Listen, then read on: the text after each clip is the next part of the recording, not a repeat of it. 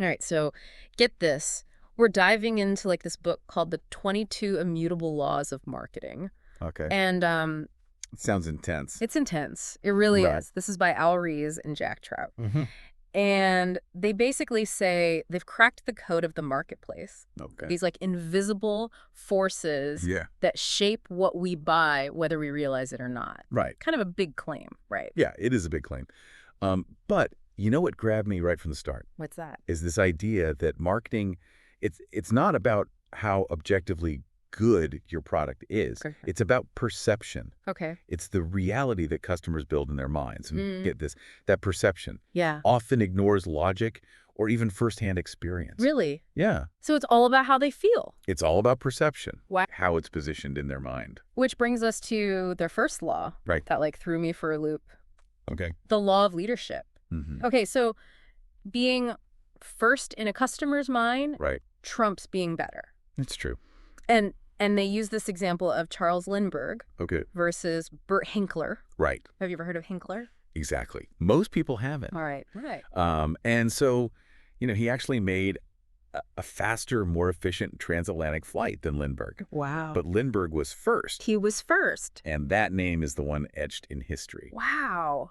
It's like that mental real estate Yes. is up for grabs. Yes. And once someone builds on it, it's theirs. Exactly. Wow. But what about brands that were that first, Right. but now they're gone? Right. Like the book mentions Dumont, the first TV brand. Who Oh. remembers them? And that's where the law of the category swoops in. Okay. It's not enough to be first in a vague sense. Right. You've got to create and own a category in the consumer's mind. Wow. So instead of being a small fish in a huge ocean, Right. become the big fish in a smaller, well-defined pond. I like that a lot. So it's not just about selling a thing. Right. It's about defining a need. Yes. The customer didn't even know they had. Exactly. And once that connection is made, Yes. good luck changing a part right. Good luck. That's the law of the mind at work. That's really interesting. So those first impressions are sticky, Very sticky. like Xerox. Yes. Total rock stars in the copier world. Totally. But they completely struck out trying to get into computers. They did. Everyone already pictured them as like the copier company. The copier company, yeah. And it's almost like their efforts were just like, It's like trying to rewrite something carved in stone. exactly, it's just not going to happen. Right. So this is all sounding kind of theoretical. Right. But the book is full of real-world examples. Yes. And this one about New Coke really made me think. Okay. So even though blind taste tests Yeah. favored New Coke over the original and even Pepsi, Right. it tanked. It did. How does that happen? Well, it's proof that perception beats reality Mm. in the marketplace. Wow. People had this emotional connection, this fixed idea of what real Coke should taste like. It's true. And the new formula just didn't compute. Interesting. That's the law of perception. What? It's a battle won or lost in the mind, not in a lab. It's so true. So this is where things get really interesting, right? Oh, Ries and Trout say that like most companies are asking the wrong questions. what do you mean? Forget, is our product better? Okay. The real question is, first, what? Yes. What category can we dominate? Yes, and that's where laser focus comes in, Okay. the law of focus, and it's counterintuitive. Yeah. To grow, you often need to shrink your scope, Okay. make sacrifices. Right. Like take Federal Express. Okay. They could have been another faceless air freight company. Right. Exactly. But they went all in on overnight delivery. Mm. Boom. They own in that word in the customer's mind. It's true. They dominated that category. Yeah, they did. So much so that they actually fell victim to their own law later on. What do you mean? They tried to go global, Okay. becoming everything to everyone. And And it diluted that overnight stronghold. they forgot their own advice. They did. Yeah. And it cost them. Ouch. It's like trying to be a jack of all trades. Right. You end up mastering none. Right. They lost their unique edge. Yeah. The authors call this the law of exclusivity. Okay. Two companies can't own the same word in the prospect's mind. Ooh, that's a good one. Like Volvo safety. Oh, yeah. No matter how hard other car companies try, that word goes straight to Volvo. It's true. Yeah. It's almost like this like verbal battle It is. Yeah. of like finding that one word, Yes. that one Yes. like mental hook Yes. and claiming it. Owning it. Yes. And if you can't be first, Right. you better be different. Yes. You better be different. That's where the law of the opposite comes into play. Ooh, I like that. Think Coke versus Pepsi. Okay. Coke owned, classic, established, maybe even a little old. Yeah. Pepsi took that and ran with it, Okay. becoming the drink for the younger rebellious, the Pepsi generation. Oh, that's good. So we've covered what happens if you're first. Right, But what if you're not? right, What if you're coming into a crowded market? right. That's got to be like most of us, right? And that's where the law of the ladder comes in. Okay. It's all about understanding the hierarchy that already exists in the customer's mind. Okay. Every product category has its ladder, and each brand occupies a rung. So, like, are you the top dog or the underdog or Just- somewhere in between? Why you be Wendy's? Yeah. And your strategy depends on where you stand. Exactly. It's Huh. about playing the hand you're dealt. Okay. Take Avis, for example. Okay. They spent years trying to convince people they were the best rental car company.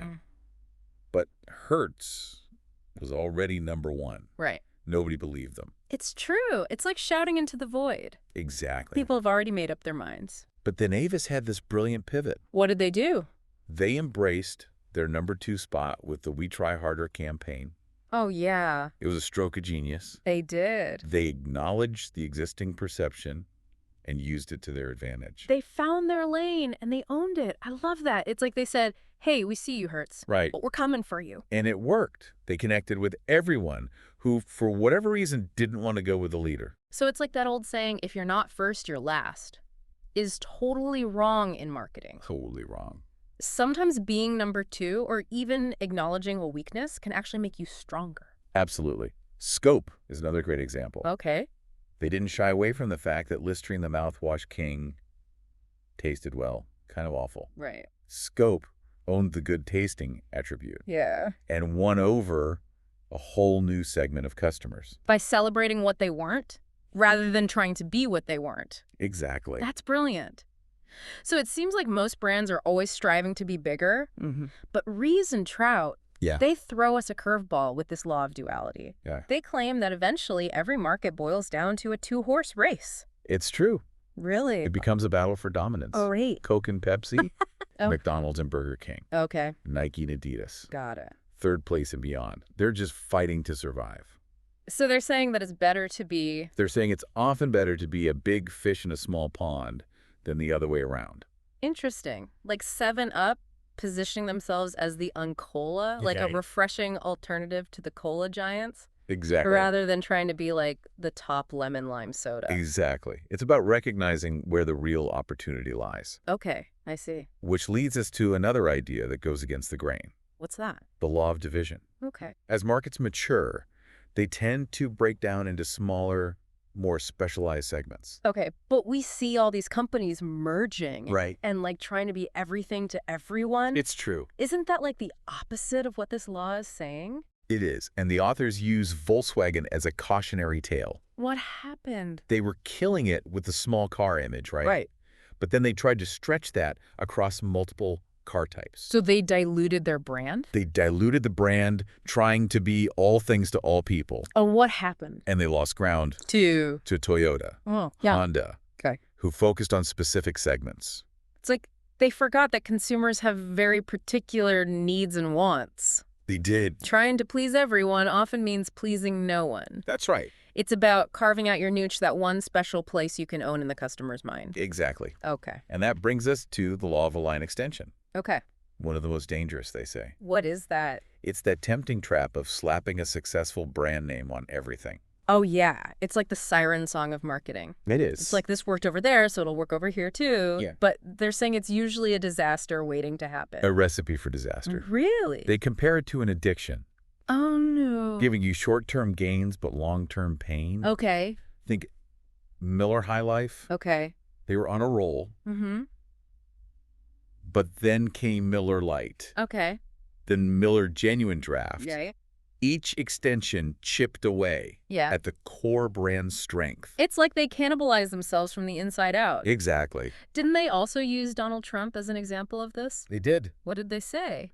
They argued that Trump's early real estate success Mm-hmm. was undone because he put his name on Oh, yeah.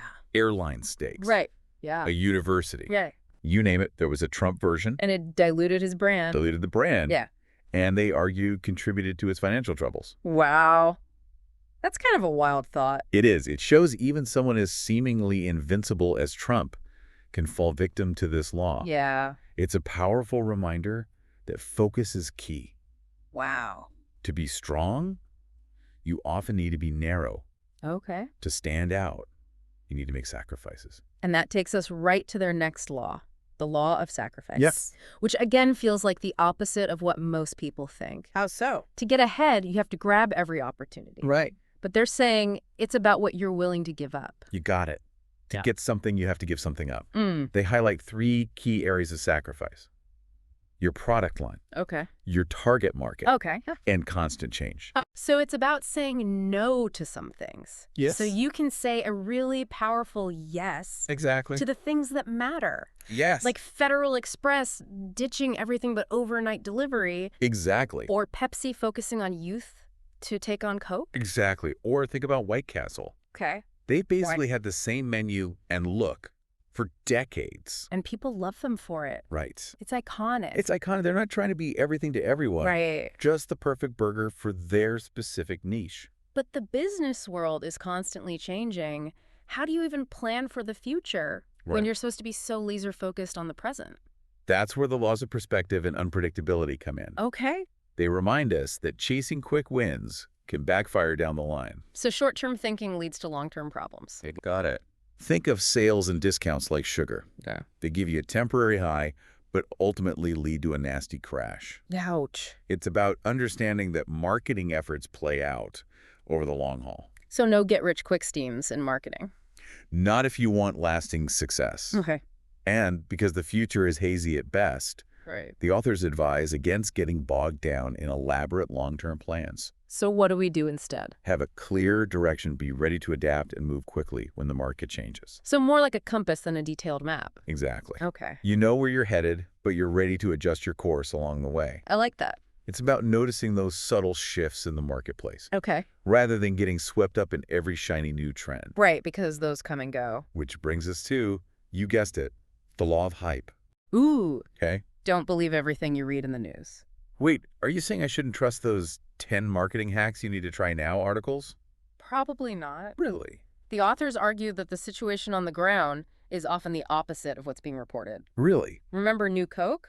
Oh, yeah? All hype, no substance? It's giving the emperor's new clothes. Right. But for marketing. Exactly. Just because everyone's saying it's amazing doesn't mean it actually is. Exactly. So how do we tell the difference between That's a great question. yeah, And it ties directly into our next batch of laws. how do we tell the difference between a flash-in-the-pan fad and a real lasting trend? Well, the authors, they compare fads to waves. Okay. They make a big splash, Yeah. get everyone excited, Yeah. and disappear just as quickly. Trends, on the other hand, are more like the tide. Okay. Slow and steady, Okay. and ultimately much more powerful. Interesting. That's the law of acceleration in action. So how do you ride the tide and not get wiped out by the wave? Right. What are some of the signs? Think about the Cabbage Patch Kids craze. Oh, yeah. Everyone had to have one. They did. Then poof, Gone. they were gone. It's true. Compare that with Barbie. Okay. She's been around for decades. That's true. She's an icon. That staying power comes from tapping into something deeper, Okay. something that resonates with people long term. Okay. That makes sense. It's not just about being new and exciting. It's Yeah. about building something with substance. Yes. Speaking of substance, Okay. Ries and Trout don't shy away from talking about failure. In fact, they have a whole law dedicated to it, What's that? the law of failure. The law of failure. And they flip the script on how we usually view failure. How so? They argue that it's inevitable in marketing Okay. and that the key is to recognize it early and own up to it, and most importantly, learn from it. Oh, I see what you're saying. They even contrast how different cultures approach failure. Really? They say Americans tend to blame individuals, Okay. while the Japanese see it as a learning opportunity for the whole team. Oh, wow. That's a very different approach. It is. Interesting. They also point to Walmart's ready, fire, aim approach. Oh, wow. It's about encouraging experimentation and accepting that not every idea will be a home run. That's a good way to look at it. It's about being willing to take risks Yeah, and not being afraid to make mistakes. I like it. Sounds a little scary, Yeah. but also kind of freeing. It is. Yeah, I could see that. Right. Yeah. And it leads to their next law, Okay. the law of success. The law of success. And you might think, Yeah. Wait, haven't we already covered that? Right. Exactly. But this law is a bit of a paradox. How so? It's about the dangers of success. The dangers of success. So what, becoming successful is a bad thing? Not exactly. No. I'm confused. It's about recognizing that success Yeah. often leads to arrogance. Okay. And arrogance, well, that's a recipe for disaster. It's like they say pride comes before the fall. Exactly. Right. They bring up examples like Donald Trump Okay. and Robert Maxwell, Mm-hmm. both incredibly successful early on, Right. but blinded by their own success. They stopped listening to the market, Oh, no. stopped adapting, Oh, and ultimately, yeah. it cost them everything. It's a good reminder that no one is invincible, That's right. no matter how successful they become. It's true. But how do you stay grounded? Right. How do you stay in touch with reality when things are going well? They offer some practical advice. Okay, what's that? Get out of the boardroom. Okay. Go incognito. Okay. See what's really happening in the marketplace. So get out there. Limit those internal meetings and fancy dinners. Okay. And foster a culture that embraces experimentation Yeah. and isn't afraid to admit mistakes. It's about staying humble, Yes. staying curious, Yes. and never assuming you have all the answers. Right. And that brings us to a really fascinating idea, something they call the law of singularity. The law of singularity. Okay, lay it on me. What is that? It's the idea that in marketing, you only get to own one thing, One. one word, one concept, one powerful association in the customer's mind. Okay. You have to figure out what that one thing is Okay. and then hammer it home relentlessly. So it's about finding your unique superpower Yes, and making sure everyone knows about it. exactly. No trying to be all things to all people. Precisely. It's about that laser focus we were talking about earlier. Right. They use the example of FedEx Okay. and overnight delivery. Right. That was their singularity. And it's not always something positive, right? Right. Like Scope leaned into being the good-tasting mouthwash, which implied that Listerine, the market leader, wasn't. Exactly. Sometimes your singularity is about what you're not. Wow. I like that a lot. But here's the kicker. What's that? They say the more successful you become, Mm-hmm. the harder it is to stay true to that one thing. Oh, really? Why is that? Well, think about it. Okay. When you're on top, Yeah, you have all these opportunities coming your way. it's true. Everyone wants a piece of you, Right. and it's easy to get distracted. Yeah, you want to be able to say yes to everything. Exactly. But that's often the path to mediocrity. Right. It's like that old saying, if it ain't broke, don't fix it. It's true. The most successful companies Yeah. are often the ones that have the discipline to stay focused on Oh. their core strength, Okay. even when it's tempting to chase the next big thing. That's tough though, right? Because what about trends? That's a great point. Don't you have to adapt to stay relevant? You do. So how do you balance staying true to your core while still evolving with the times? That's where it gets really interesting. Okay. And that's what their next law is all about. Okay, what is it? The law of candor. The law of candor. Okay. It's about being honest With. yourself, Yeah. with your customers, Okay. and even admitting when things aren't working. So it's not about pretending to be something you're not Right. or chasing after every fleeting trend. Exactly. It's about being authentic and transparent. Yes. It's about having the confidence to say, hey, this is who we are, this is what we stand for. And if the market doesn't want it. Then you adapt. Okay. But you adapt from a position of strength, from a deep understanding of your core values Mm-hmm. and your unique place in the market. So it's not about being stubborn or inflexible. Right. It's about knowing what makes you special Yes. and using that as a foundation It's for all your decisions. It's about being able to say no Too? to the things that don't fit your brand, Okay. even when they seem tempting. Because. Because in the long run, Yeah.